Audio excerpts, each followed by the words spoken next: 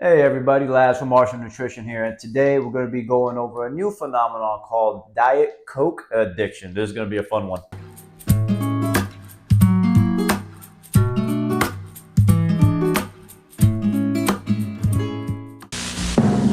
Ladies and gentlemen, welcome to the world premiere of a great new soft drink, the world premiere of Diet Coke. Introducing Diet Coke. You're gonna drink it just for the taste of it. Introducing Diet Coke. This is the one from Coca-Cola. Coca-Cola taste with just 1 calorie. Just for the taste. Just for the taste of it. Diet Coke. Coca-Cola's success can be attributed to a strategic blend of consistent branding, innovative marketing, and extensive distribution network. Launched in 1886, the company established a strong global presence through iconic advertising campaigns such as the Polar Bear Coca-Cola Bear, the Santa Claus images, as well as the Share a Coke initiative. Its ability to adapt to changing consumer preferences and market conditions, combined with the extensive research into both local and international markets, has solidified Coca-Cola's position as the leading beverage company in the world. One of these adaptations was made in the summer of 1986 with the announcement of Diet Coke. Now, what is Diet Coke? Diet Coke is a sugar-free soft drink sweetened with aspartame and designed to offer a similar taste to the original Coca-Cola formula. It's popular for those seeking a calorie-free alternative to regular soda, such as diabetics and those trying to lose weight. Before the launch of Diet Coke was official, the main marketing strategy was not to appeal to certain populations such as the diabetics or those trying to seek a diet. One of the main reasons for this push for Diet Coke was colas made up 60% of the market for soft drinks back in the 1980s. This also includes juices, sweet teas, and other non-alcoholic beverages. But at the same time, diet drinks were growing 3 times faster than any other category in soft drinks. Diet Coke was the right product for the right time, despite the concerns of the company destroying one of its other more popular products, Tab Soda. Another main reason for this push was to give the same promise of Coca-Cola taste to its consumers, rather than focusing on the zero-calorie aspect.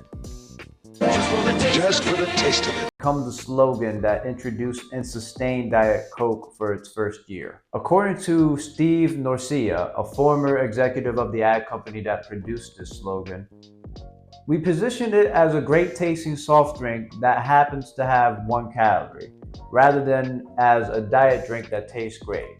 We thought that this would broaden its appeal as the first diet soft drink to emphasize sheer pleasure and great taste, not just a part of a diet regimen. This line of thinking would make Diet Coke a product staple in the Coca-Cola company.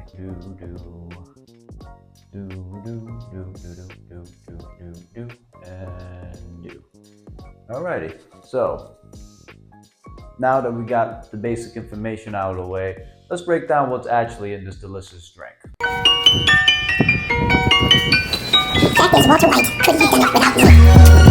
Now, there's 2 main components that makes up this delicious soft drink. 1, carbonated water. The main ingredient for every soft drink ever made, almost ever. The second ingredient is caramel coloring. Now, you're probably thinking to yourself, what the hell is that? Carbonated water, simply put, is water combined with carbon dioxide gas under pressure. It is mainly a man-made process with the exception of natural sparkling mineral waters such as San Pellegrino. These waters are captured from mineral springs and tend to contain minerals and sulfur compounds and are often carbonated as well. Companies will differentiate how much carbon dioxide is put into their product depending on their consumers. The reason we enjoy these feelings of the bubbles in our mouths is actually due to a receptor responding to the amount of pain we feel.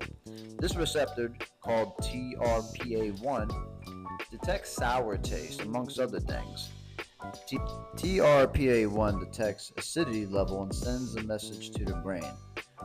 The degree to which this receptor is stimulated may determine whether the signal is interpreted as pleasure or pain. More on this later. Caramel color is made by cooking carbohydrates.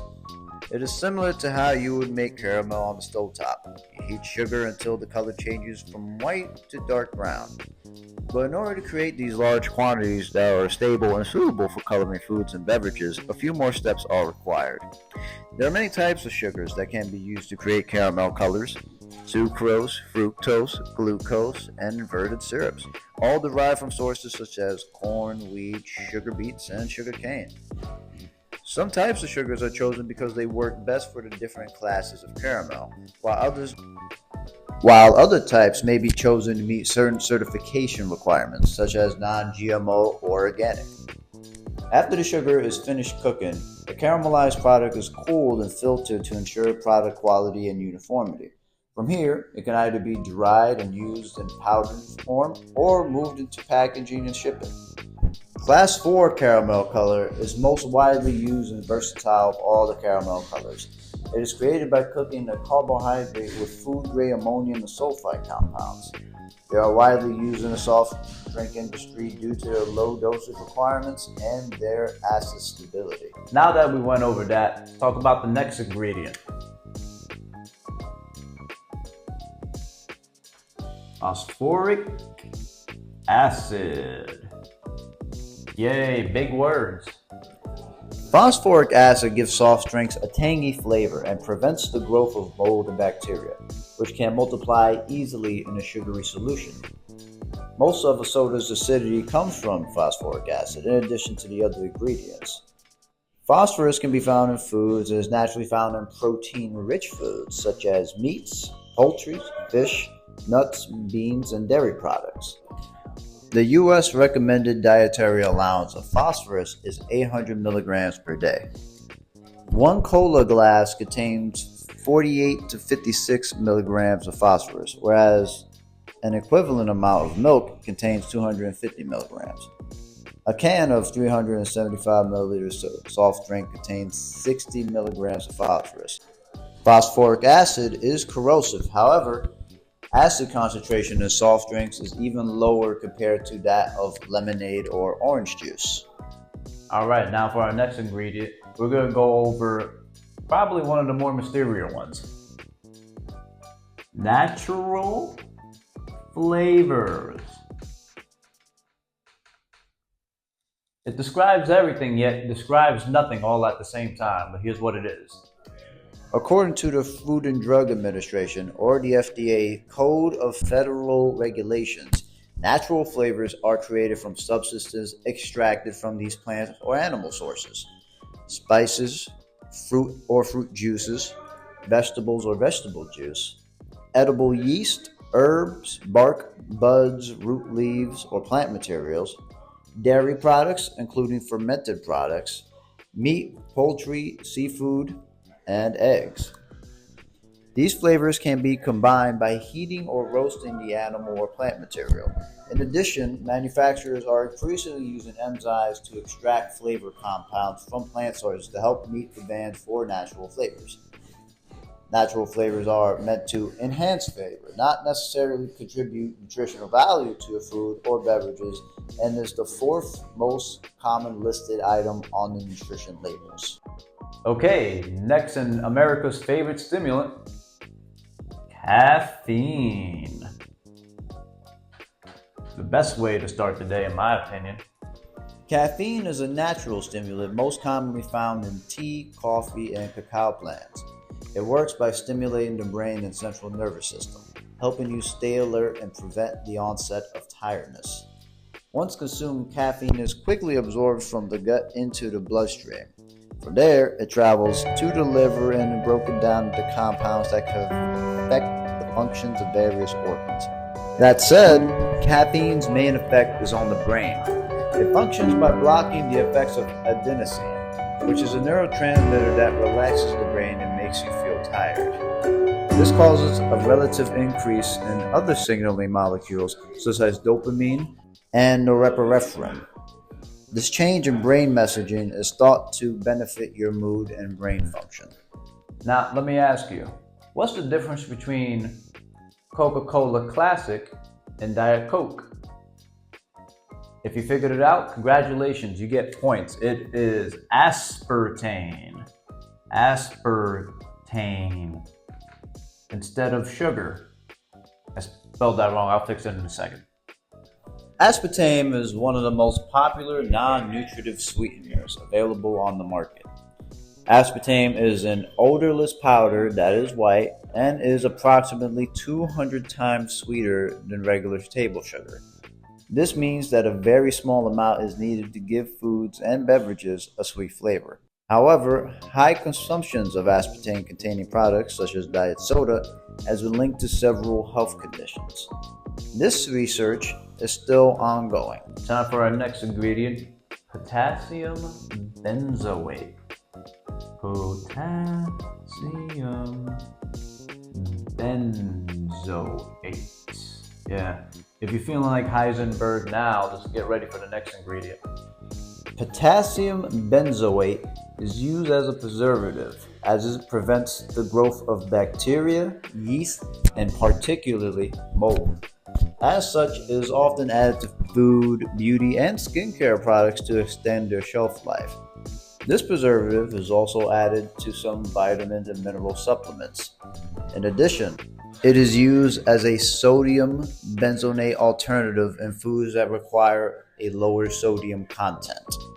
Well, this is for our chemists out there and people have a hard time spelling, such as myself. The next one's pretty simple. Citric, Marcus dying, acid. It's gonna get tangy. Citric acid is found naturally in citrus fruits, especially lemons and limes. It's what gives them that tart, sour taste. A manufactured form of citric acid is commonly used as an additive in foods, cleaning agents, and nutritional supplements.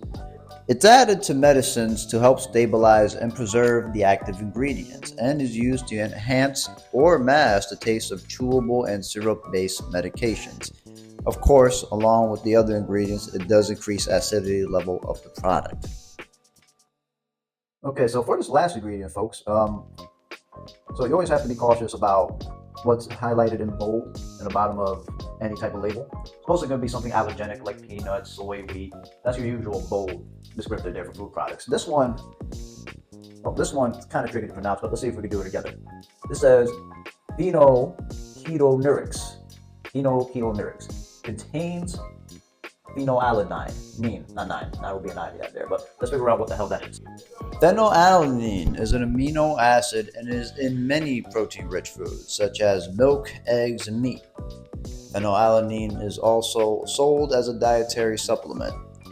The artificial sweetener aspartame has phenylalanine. In the United States, any product that has aspartame must carry a warning about phenylalanine. This warning helps people with PKU to avoid these products. No, 9. Okay. Well, after going over all these complicated ingredients, let's see if we can break down how they interact with each other and see if we can figure out the mystery behind the Diet Coke addiction. Oh yeah, it's all coming together. You know what?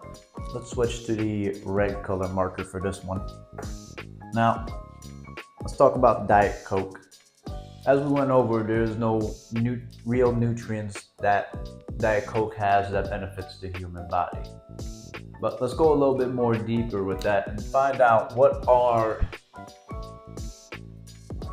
the health negatives for drinking Diet Coke.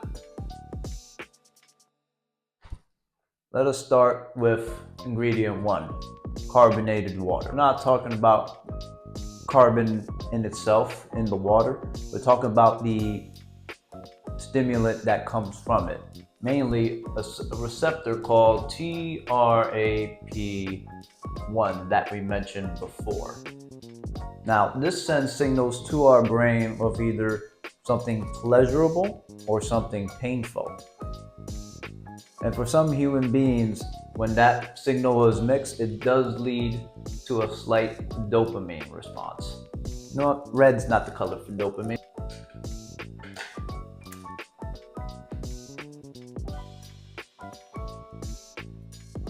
So dopamine is not a negative response. It's a rather really pleasurable and positive response that gives you this slight moment of reprieve. So let's put this in the light. Now let's go over our next one. So our next one is caffeine. Now, according to the USDA recommendations, the safest range is anywhere underneath or at 400 milligrams of caffeine, according to the USDA. I would argue it would be half of that, because over 400 grams of caffeine is similar to having 4 cups of coffee, or just about. For my intents and purposes, my recommendations always require no more than 2 cups a day in order for caffeine to be detrimental to your health.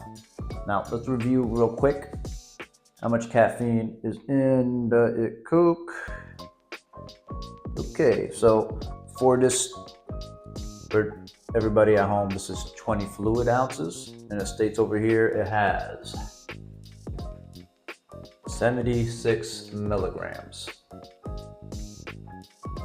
So let's do some quick math real quick. It's roughly around 19% of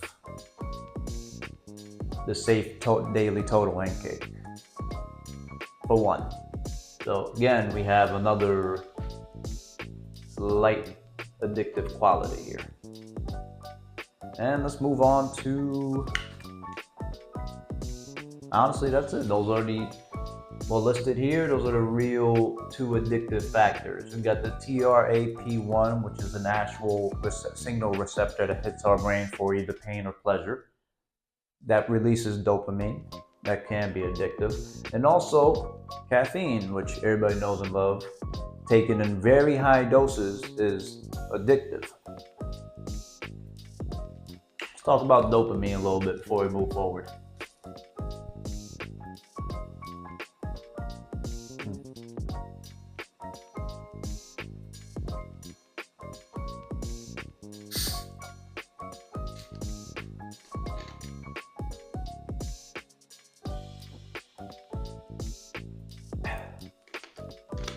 Say what you want about it.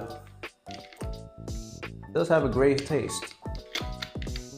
For some, they might prefer, the taste of other sodas like ginger ale, Sprite, Pepsi, if you really want to go there, if you want to go back to the Pepsi versus Coke challenge. Another big marketing, success for both companies. But at the very least, no one can say this doesn't taste good. But at the very least, it's fair to say that it tastes good enough for Coca-Cola to keep serving and make a profit out of this product every year. So let's go over just what would make someone addicted to this. We have the flavor, the taste, the big main selling point. We have the appeal, and then we have 2 possible sources of addiction for this product. The receptor itself that releases dopamine, and caffeine, although all in very slight annotations. There's just off 1 bottle.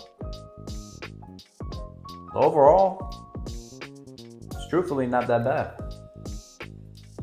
So why not have another? And I think therein lies the problem. Quick editing note, I forgot one crucial ingredient. Yep, there it is, salt. Just to continue with that, sodium is used in a variety of ways, such as flavor enhancement, acidity regulation, carbonation, preservation, and texture and mouthfeel. Sodium can enhance the overall flavor profile of beverages, balancing the acidity and the sweetness. Sodium compounds help maintain desired pH levels in soft drinks, which is important for the stability to taste and color. Sodium also acts as a preservative, helping to extend the shelf life of a product and inhibiting the growth of certain microorganisms, as mentioned before, mold and bacteria. Okay, moving on to the video. Think I'm gonna go green for this one. Well, because I like to do things all in fairness, right? Because I'm just highlighting the negative part here. How about we try listing some of the positives? Let's give ourselves a chance. And I just realized I went so negative on this that I even spelled health wrong. Well, I'm sure you all know what I mean, but let's list the health positives here. Let us go.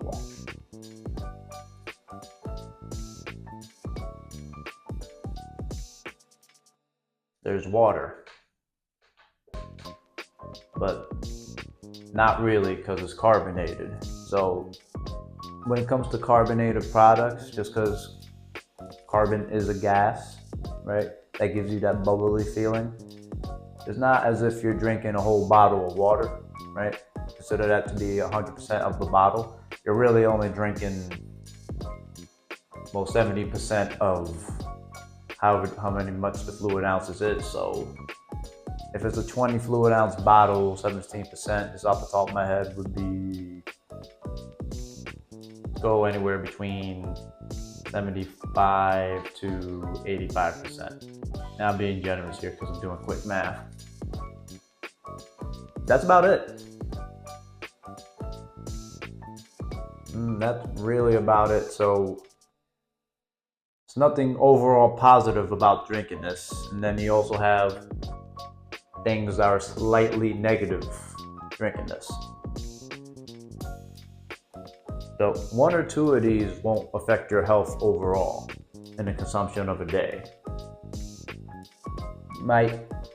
There's a slight chance it might upset your stomach just because we have two forms of acid here that would upset the pH balance, but not by much. Nothing that your stomach can't correct itself on. So one or two of these, probably not. So are there really any real consequences to drinking this? If we go by one or two, not really. But if we go by 3, 4, 5, or maybe 10, which some of the accounts for Diet Coke addiction claim to be drinking, it definitely can. Let's just multiply everything by 10. So after multiplying everything, let's start with caffeine because we have an actual number there that we could track. We now made the 76 milligrams to 760 milligrams over the 400 milligram safety mark. So high chance of addiction when you drink at least, well, if you drink 8 to 10 of these. Dopamine. Those slight blips of dopamine now became, throughout the entire day, an entire huge dose of dopamine. Then we're talking about 10 times the acidity level you normally would if you just drank one. Now that level of acidity can cause tooth enamel to be destroyed, stomach discomfort, elevated high blood pressure, not just due to the acidity, but also due to the salt and the amount of caffeine. And well, most of these accounts that I'm reading over, right, they seem very dependent on drinking Diet Coke in order to get through the day. And there lies a real issue.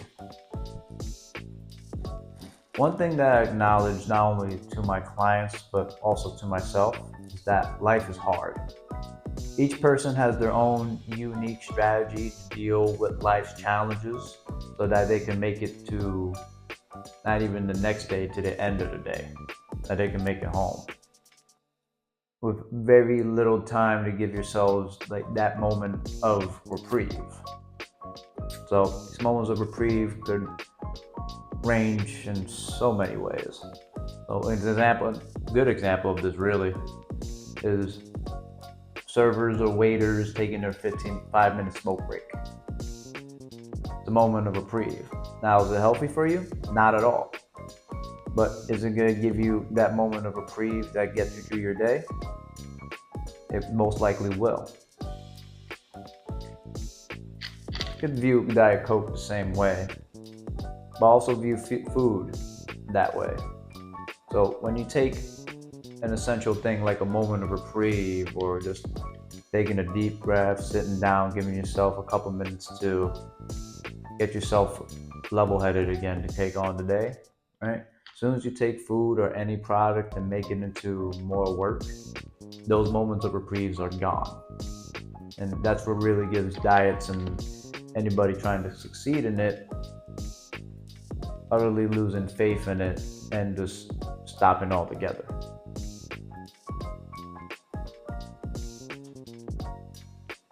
There's a difference between using a substance to help you get through something versus being dependent on the substance to function. It's really on us to decide whether or not we're in control of it or it's in control of us. Thanks for watching.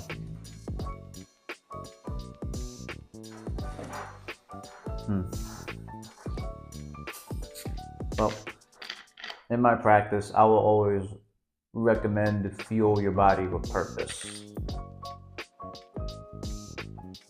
So, Diet Coke is a product designed for great taste and satisfaction for the consumer.